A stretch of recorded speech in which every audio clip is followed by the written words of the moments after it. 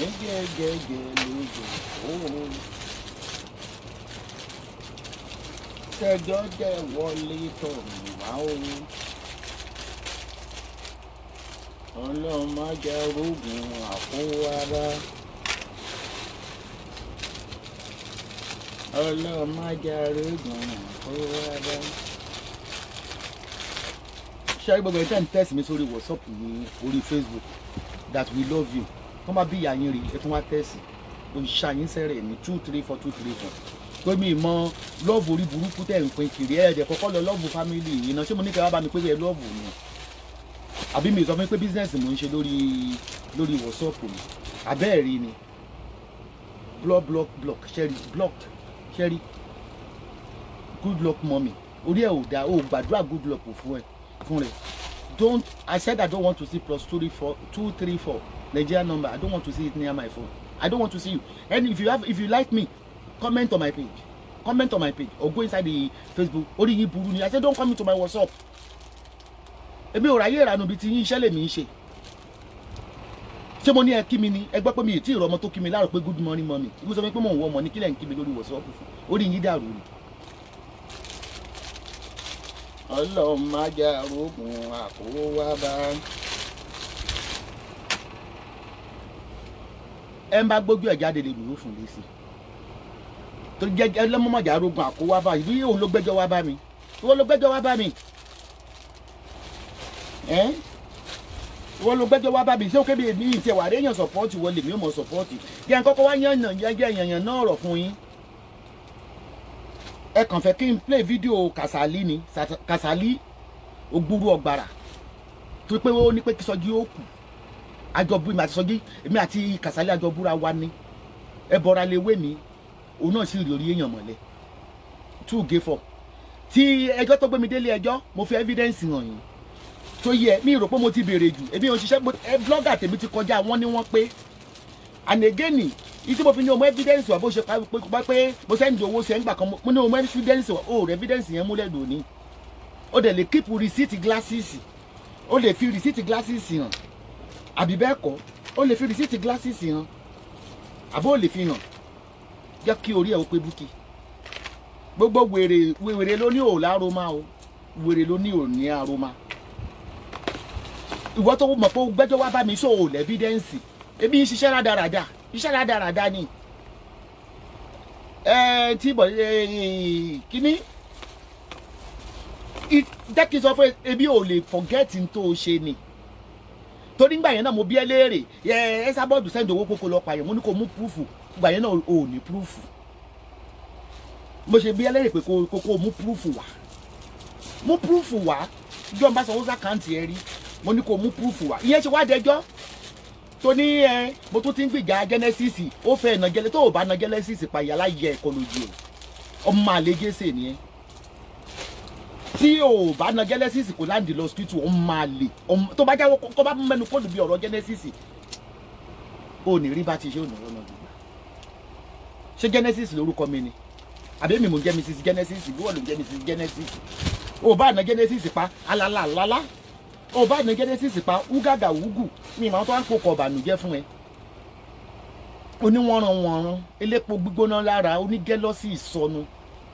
oní mental problem ó yẹ kó lọ check sí psychiatric home oní real mental problem ìwọ tó fẹ́ báyàn jà ó ní enough proof ó ní voice note ordinary voice note ó ní so ti Kàsálí tó ní ṣe mo ní proof jẹ́ n play voice Kàsálí fún ẹ nígbà tó kí mi tán nígbà tó máa jáde tó lójú ọ̀hún pòyì Ògbúrú Ọ̀gbàrà mo fún lẹ́sẹ̀ àjọjà ni mi àti ẹjọ́ jà ni irọ́ lòun pa Bukky Jesse ó mọ̀ jalè o ẹni ìwé fi ké wọ́nà gbogbo ẹ̀ bá dé jẹ́ kí orí ẹ̀ pé bí mo ṣe wàyẹ tó ń lo sórí Olúwa dára sí mi tóbi lọ́la fún mi beauty world ní àkáǹtì yẹn ó lọ́gàn lórí àkáǹtì yẹn lójú mi lẹ́kọ̀ọ́ mo ṣe ń fún lẹ́sì máa tẹ̀wọ́ fún mi beauty world máa gbé sórí tébù máa nẹ́ pẹ́pẹ́pẹ́ máa nẹ́ babaláwo ọkọ ẹ̀gàn ò ní lè gbà yìí ẹ jẹ́ kó rí yín pé o ebi ò kò sí kọ́kọ́ mi pẹ̀lú fake profile o tó yẹ iye tó ṣe ẹ́ ni wípé o fẹ́ kí Genesis du ẹni Bukky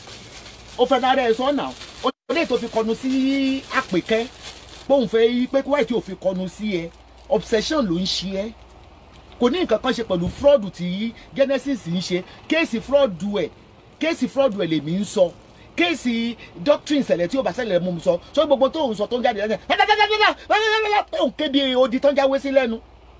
jẹ́ kí orí ẹ̀ ó pé má kásá gẹ̀rẹ̀ yọkọ mi ò pè é yí láti jẹ́ tó ti sọ pé ó fẹ́ pààyàn 28 mi ò pe nọ́mbẹ̀ ó pè mí gbà bá dé gan mo rí miss call ẹni ò gbé ni ohun tí bá tó pè mí ní last weekend tó rojọ́ Genesis fún mi gẹ́gẹ́ mo jókòó wọ́ ló fọ̀rọ̀ lọ mí kí ló mẹ́pẹ̀ kó má bọ̀ dá sí afẹ́ ìdá sí pa dídá sí ní nǹkan kí ló dé tí mi ṣe go against mọ́ṣúárì TV tó ń ṣe kéèsì Genesis because ó ní fat nígbà tí mo dẹ̀ sọ pé kọ́ dáwọ́ fún ẹni tí mọ́tò pa ó ní wọ́n fẹ́ fọgbọ́n wá sọ́dọ̀ òun wá sọ́dọ̀ ẹ̀ náà ni fìdí pa pọ́ọ̀sì mọ́ torí pé mo mú rí pẹ́ tí ibú Genesis láti jọ ṣé mo bá yín dá sí mi báyìí mo fún ẹ ló pè mí tó wá rojọ́ bẹ́rí jẹ́ kí orí ẹ̀ ó pé búkì mi ò gbá tiẹ̀ láti bí ìsọ̀hún yẹn jẹ́ kí n tètè sọ fún ẹ táwọn èèyàn bá move on tó máa ń gbàgbé nǹkan lórí ebi ò gbàgbé o bẹ́yàn bá sì bù mí láṣẹ́wó tó lọ́mọ mi ya aṣẹ́wó ọmọ mi ya ó sì gbà pé kéèyàn sọ pé mo fẹ́ pààyàn just like bí Sunday Igboho tó fi pè mí lẹ́sẹ̀kẹsẹ̀ ó kọrúkọ títí ẹ̀jẹ̀ oúnjẹ tẹ́jọ jáde ní wúńbù kan náà odó náà fẹ́ pààyàn ìwẹ́ ò dá búkì ìwẹ́ ò dá láti bí ìsọ̀hún yẹn mi mọ̀ báwọn èèyàn ṣe ń tọlọréètì ẹ̀ màmá láwọn tàdá tì mí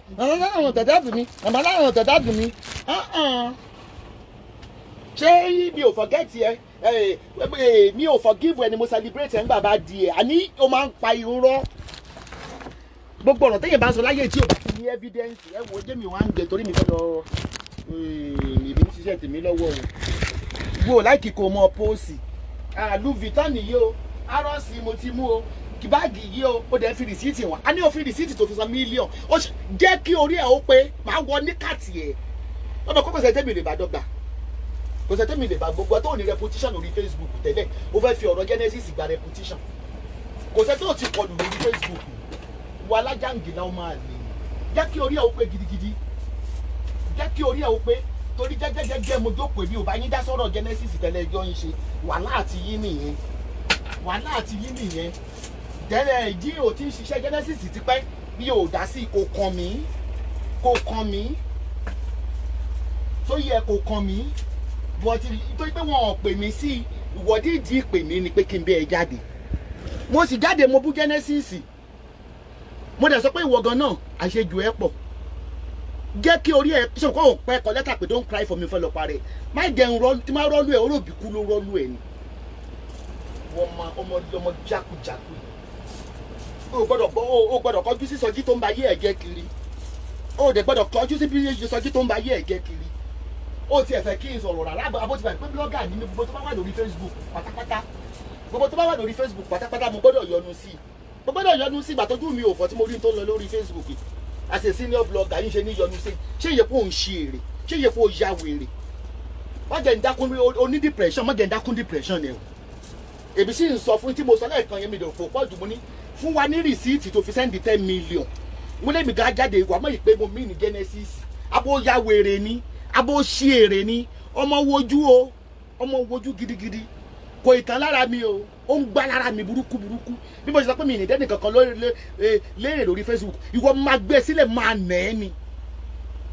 ìwọ ọmọkọ́mọ aláìmoore bẹ́ẹ̀ náà ni mo wá sí bá di ẹ ó ti gbàgbé tí ọmọ yẹn tí mo náà jọ bá di àbúrò ẹ̀ ni over £500 mo náà kì í ṣe ní dọ́là sí n bọ̀ bá sọ lórí péjì ó lé mi di ń jẹ lọ hòtẹ́ẹ̀lì ó jẹ̀bi tó fún mi ló ń jẹ lọ hòtẹ́ẹ̀lì ìwọ ọmọ aláìmoore ṣé ìwọ tó pé gbogbo ìgbìgbì yìí mọ̀ kò ní rọ́ ni ẹ̀yọ pathological liar ó ti pé wọ́n support mo sọ pé mo ṣe sọ pé why you can fight ṣé ti gbàgbé tọmọ yìí ṣe ni ṣé ti gbàgbé gbogbo orúkọ 28 tó ló fẹ́ lọ pa gbogbo èèyàn lé babaláwo tó fẹ́ nára ẹ̀ka ó rò pé ó fẹ́ fi ọ̀rọ̀ Genesis rebrand rẹ̀ Genesis ní tiẹ̀ lọ́wọ́ ó fẹ́ dé òní kò dẹ̀ bọ́ sí i because ó rẹ̀ pé máa yẹn ní taste ó dẹ̀ pé máa yẹn ní ẹ bá bínú pé mo pa ṣáàtì mọ́ yín lẹ́nu torí mo mọ̀ pé lẹ́yìn bá bẹ̀rẹ̀ ṣáàtì ní 6 hours ẹ̀ ṣì wà ń bẹ̀ ege mi náà sọ tèmi náà ń fún yín láyè kẹ́ wà ń bẹ̀ dáadáa o ilẹ̀kẹ́ ọlà nìyí o ilẹ̀kẹ́ owó ilẹ̀kẹ́ ọmọ ilẹ̀kẹ́ lànà ṣóyè yín even gangba ti DK wà bá mi sọ̀rọ̀ last week nípa pé mọ́mí iṣẹ́ ìfẹ́ káwọn ṣiṣẹ́ Genesis ni mo ní why not if not ẹ lè ṣiṣẹ́ Genesis opinion tèmi lèmi ń sọ wípé Genesis ti wu àwọn ìwà kan tí ìbínú Ọlọ́run wà lórí ẹ̀ àbí wèrè ni ẹni ṣé èpò ń ṣe èrè bó lè yóò ṣe fún yẹn ní 10 million tí ò ní pépà receipt ẹyọ kan báyìí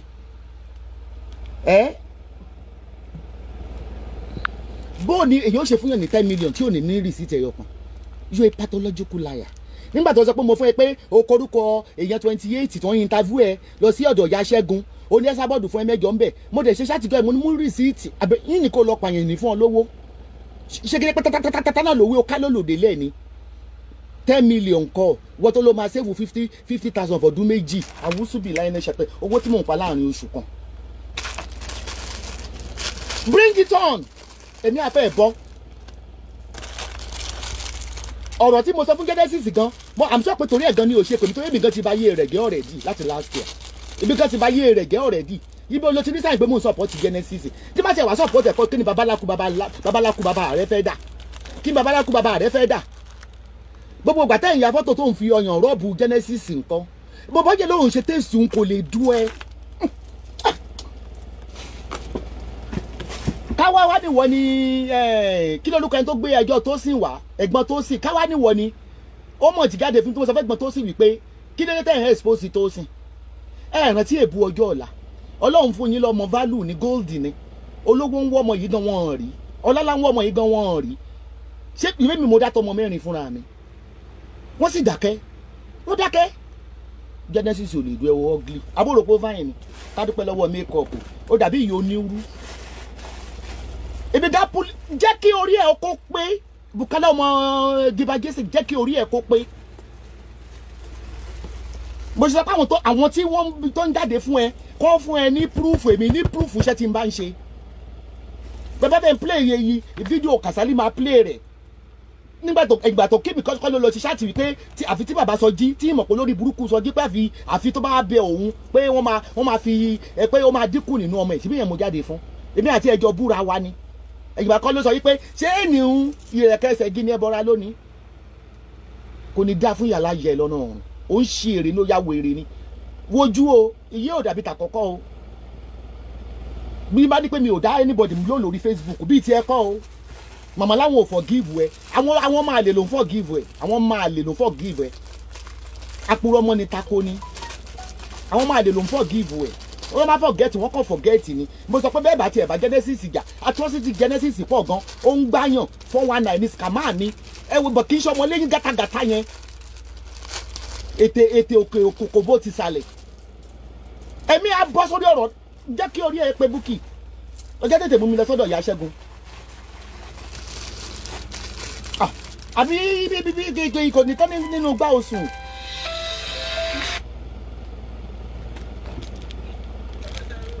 mo wà lórí láìsà àti o DKY. Confirmation breaking news. Ajímọ̀bí ti kú mo ló ti kú láti last week. mo sì máa sunkún ẹ̀ kí n máa parí ṣáàtì tó náà mo ṣe jáde ẹ ṣe ẹ kú ọ̀rọ̀ ẹni.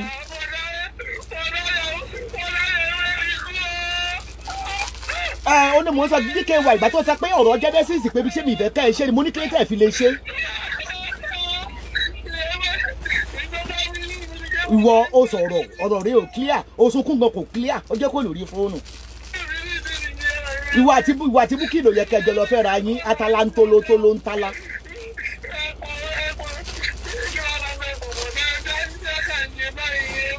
ṣé kò ní rúdù kí n já fóònù mi létí báyìí lọ sunkún ní orí pláfọ́ọ̀mù má sunkún bí Ọlọ́run níjà rọrọ ẹ̀ kún. ẹ rò pé mo wà lára àwọn blọ́gà lábòsí ni àbẹ ẹgbẹ́ pé mò ń wojú yín kí n tó jẹun àbí mò ń gba yín ní òkùnkùn pé kẹwàá lẹ fẹ́ẹ̀kì ẹ jẹ́ kí orí yín ó pé ẹ jẹ́ kí orí yín kó pé gidigidi bí ìwẹ̀ fọjọ́ mẹ́wàá yín gbójú mi jáde pé kẹ́ wojú mi bí ìwẹ̀ fún oṣù mẹ́ta yín gbójú mi jáde kò ní yẹ ẹ̀wọ́ tó wá sínú inbox mi tó ní pé kí ló ń ṣẹlẹ̀ mà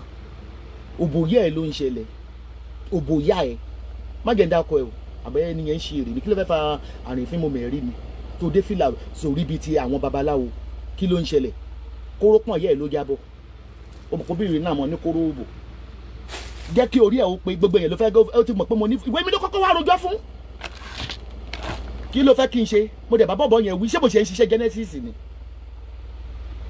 tó bá ṣe ni kí mú nínú àti Genesis máa mú Genesis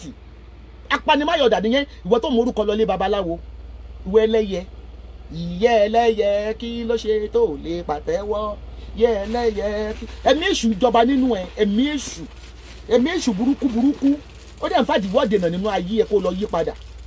lọ yí padà ìjọba ọ̀run kù sí dẹ́dẹ̀ bukadi Genesis ń dún ẹni kò ní ilé tó yìí kí ló dé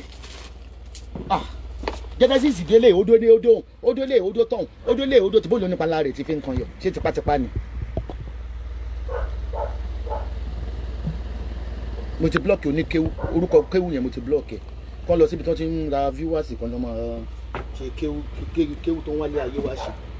kọ́ lọ́ máa ṣe. èmi ò ráyé òṣì o ẹ má pè mí sí nọ́nsẹ́ǹsì yìí o torí mo ti ní mi ò ní dá sí mọ́ o ẹ má pè mí sí nọ́nsẹ́ǹsì mi jẹ́jẹ́ mo jókòó tó pè mí o jẹ́jẹ́ mo jókòó bí àṣẹ jẹ́ bí ọlọ́rọ̀ kí o ronú tó pè mí o pẹ́ sábọ́ọ̀dù òfin bẹ̀ o rò pé mi máa ń dájọ́ ẹ̀bí ibi ò dájọ́ ẹ̀bí ibi ìdájọ́ ẹ̀bí o gbẹ́jọ́ wá o sì jẹ̀bi o kájọ́ o jẹ̀bi. You are just jealous of that man and his wife. Genesis wà diabolical o, kò wà diabolical o, kí ló lọ bá a fún? Aláǹtẹ̀ǹṣàn, wọ́n ní ń gbé gèrè, ńgbà wọ́n ní ń gbé kèrè, wọ́n dẹ̀ mí ní kíní kan ta ló rìn ẹ níṣẹ́. Ó ní mental problem for you. Ó gbádùn. Ó gbádùn. Jẹ́ kí orí ẹ pé má ṣe wọ́n lọ́dọ̀ mi o. Orí mi sì ń gbá fún jà o, orí mi ń gbá gidi ni. Ìjà ṣì wù mí ìwọ tó tún ṣẹ̀rí ìwọ tó tẹ̀sí mi láti Nàìjíríà yẹn tẹ́ bá ti tẹ́ ìmọ̀ fi wò orí ẹ̀ burú ṣé mi sọ pé kẹ́ má honorable I don't fucking care block you are block don't come inside Facebook is for social media it's a social news don't ever in your life come inside my WhatsApp ewé ni mò ń tà àti ilé. Mo ti block ẹ máa block ìwọ náà ní ìsìn ẹ mú mi dáadáa ń Dublin but I'm going to block you now tó mo ti warn ẹ so many times tó pé pàdé mi ní ẹ ọ̀rẹ́ Gaddafi dẹ̀ ní ẹ mo ti ní iye máa ju block mi ò ní forúkọ ẹ̀hàn máa wọlé mi ò ráyè rè gbé because you cannot differentiate between social media àti iṣẹ́ èèyàn this my phones are for my work if you have any information.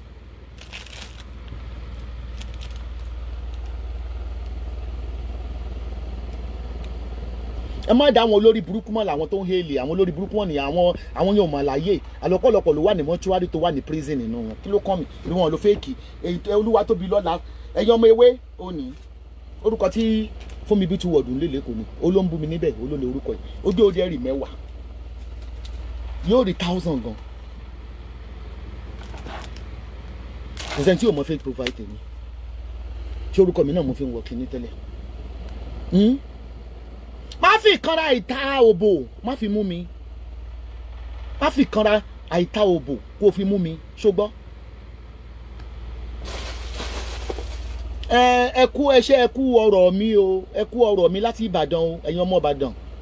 bọ̀dá mi gàbàjábẹ ẹ̀pọ̀n bó délé kó kára ilé bó bá dàjò kó bèrò ọ̀nà tó bá dájú lé ọ̀run nítorí pé ojú ọmọ Ìbàdàn àánú dẹ̀ wá ṣe mí o nígbà tó ń pè mí láti Nàìjíríà ó ti kú láti last week tí mo sọ fún yín yẹn kò sí mo sọ pé any information tí bá fún yín ní orí Facebook is authentic ìrẹ́ ni ọ̀dọ́ni burúkú ẹ̀sẹ̀ àbàdù ó fẹ́ pàjẹ́ Ajíbọ̀bí ti kú láti last week because ọpọlọ ẹ̀ ò pick mọ́ láti last week wọ́n dẹ̀ ti pa